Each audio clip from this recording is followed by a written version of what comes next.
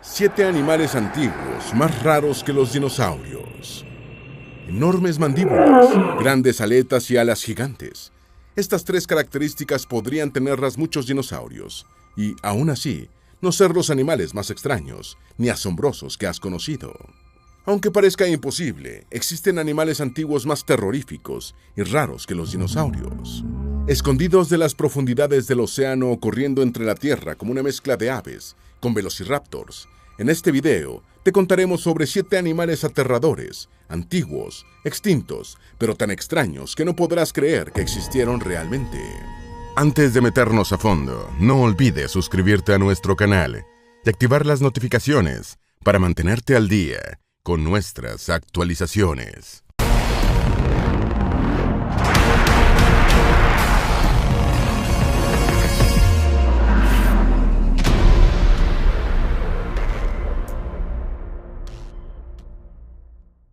Número 1. Dunkleosteus.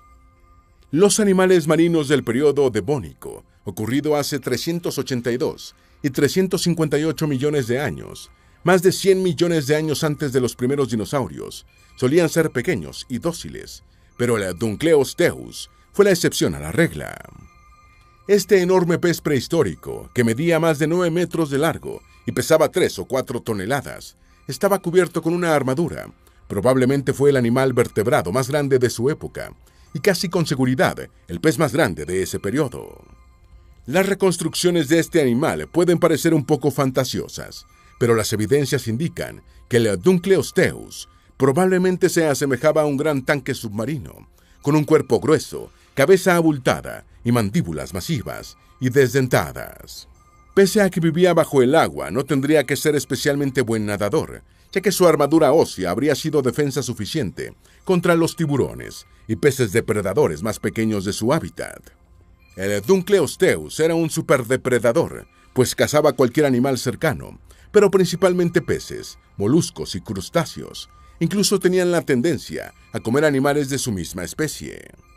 Vivía en el agua, pero cerca de la superficie, donde llegaba la luz solar. Este animal se encontraba al suroeste del continente Euroamérica. Mandíbulas de terror.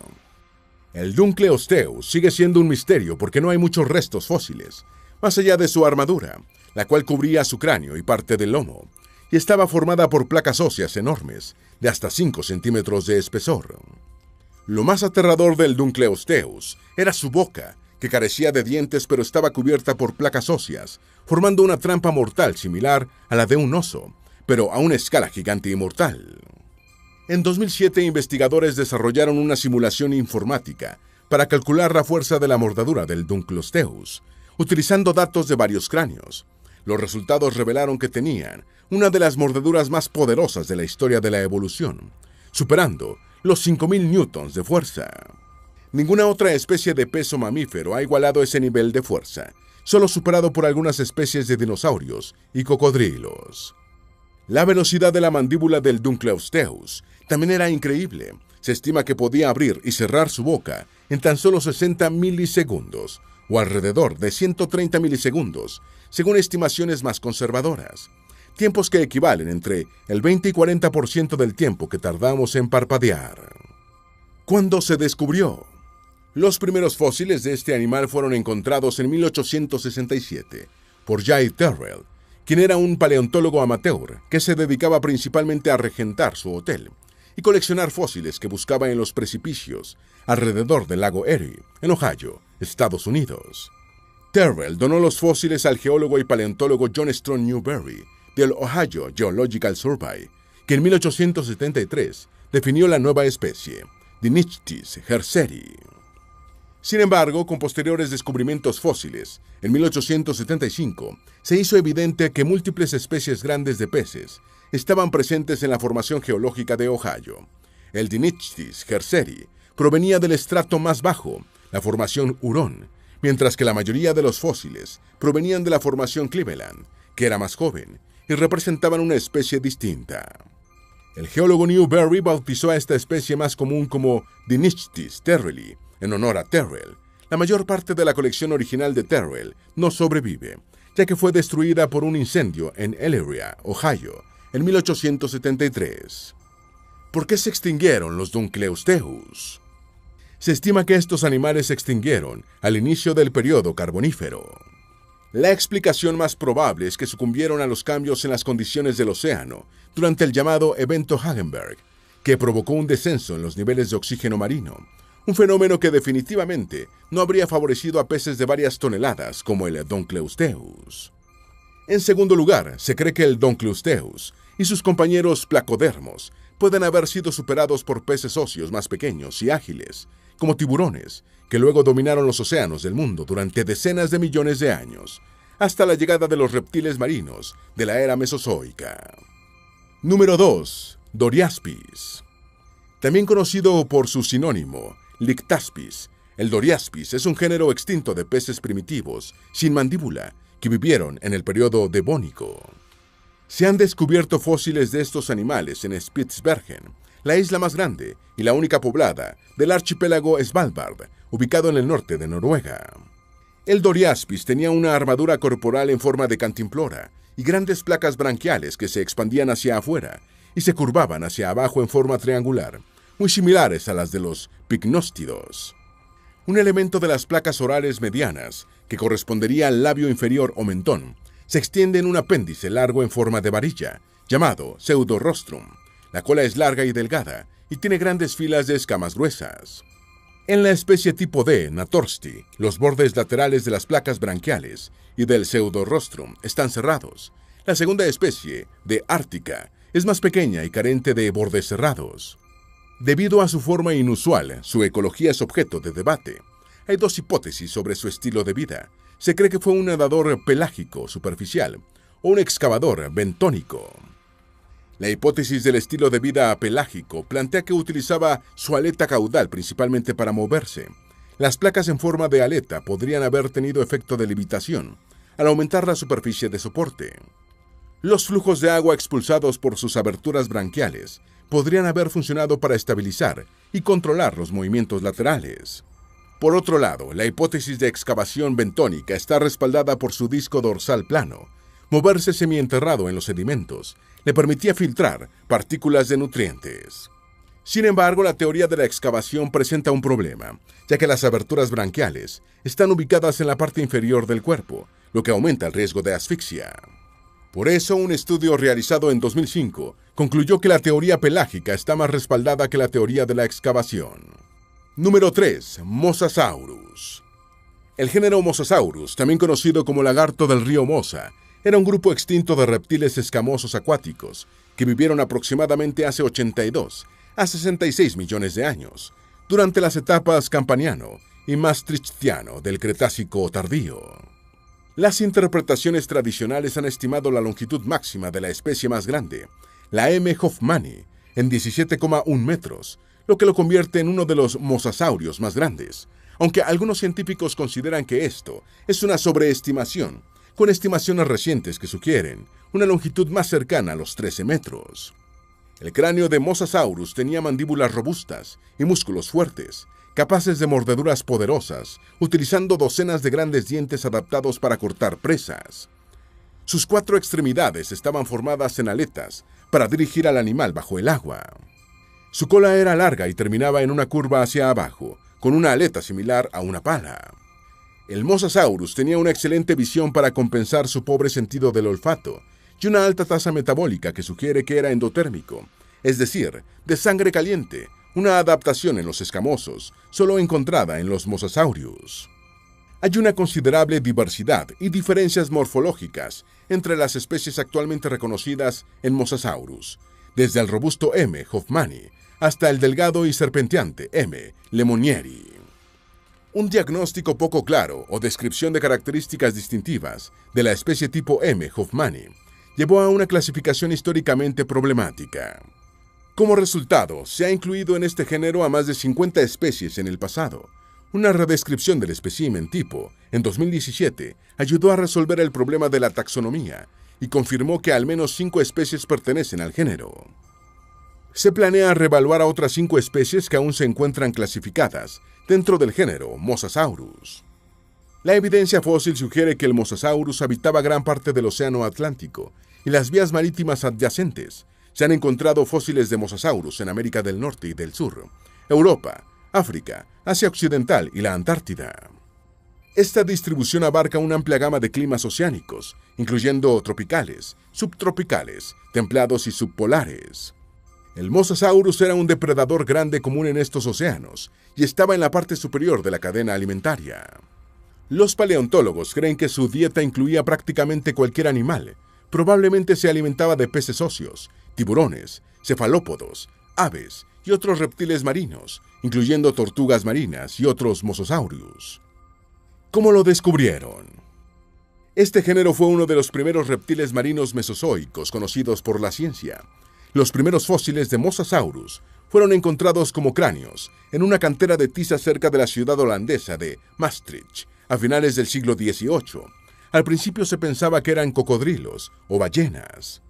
Un cráneo descubierto alrededor de 1780 fue apodado famosamente como el gran animal de Maastricht.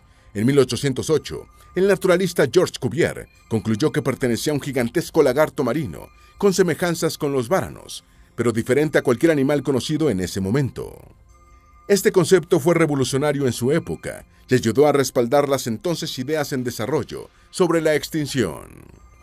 Cuvier no designó un nombre científico para el animal. Esto lo hizo William Daniel Conybeare en 1822, cuando lo llamó Mosasaurus, en referencia a su origen en los depósitos fósiles, cerca del río Mosa. Número 4. Mesosauro. Mesosaurus significa lagarto medio, y es el nombre de un género de reptiles extintos que existieron durante el período pérmico temprano en África Meridional y América del Sur. Por mucho tiempo se pensó que los Mesosaurus estuvieron entre los primeros reptiles marinos. Estos animales tenían muchas adaptaciones para un estilo de vida completamente acuático. El mesosauro tenía cráneo y dientes largos. Los dientes estaban inclinados hacia afuera, especialmente los de las puntas de las mandíbulas. El género Mesosauro fue muy importante para hallar evidencia sobre la teoría de la deriva continental, porque sus restos se encontraron en África Meridional, en la formación geológica Whitehill, en el este de América del Sur, en la formación Melo, en Uruguay, y en la formación Iratí, en Brasil, dos regiones ampliamente separadas.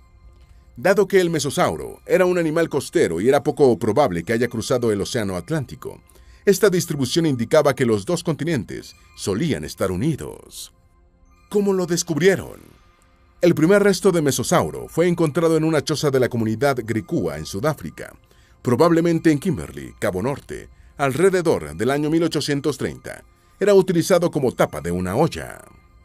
Las circunstancias de su descubrimiento y cómo fue tomado de sus propietarios anteriores en Sudáfrica son desconocidas, pero se sabe que finalmente apareció en la colección del paleontólogo francés Paul Gervais durante la década de 1860, y él lo definió como el holotipo de un nuevo género y especie, que llamó Mesosaurus tenoidens en 1865. Desde entonces también se han identificado restos de mesosaurus en América del Sur, identificados por primera vez en 1908 como pertenecientes a una segunda especie, M. brasiliensis, por J. H. MacGregor. Estudios posteriores demostraron que el M. brasiliensis era el mismo animal que M. tenoidens, que sigue siendo la única especie válida de mesosauro hasta el día de hoy. Número 5. Pájaros del terror. Los pájaros del terror, pertenecientes a la familia Forusrhacidae, eran aves grandes, carnívoras y no voladoras. Fueron los depredadores dominantes en América del Sur durante el periodo Cenozoico, entre 53 millones y 100.000 años atrás. Medían entre 1 y 3 metros de altura, aproximadamente. Titanis walleri, una de las especies más grandes de estas aves, se conoce en Texas y Florida, en Estados Unidos. Esto convierte a los forurrácidos en el único ejemplo conocido de grandes depredadores sudamericanos que migraron hacia el norte durante el gran intercambio americano, lo cual ocurrió después de que el puente terrestre volcánico del Istmo de Panamá se levantara, hace aproximadamente 3 millones de años.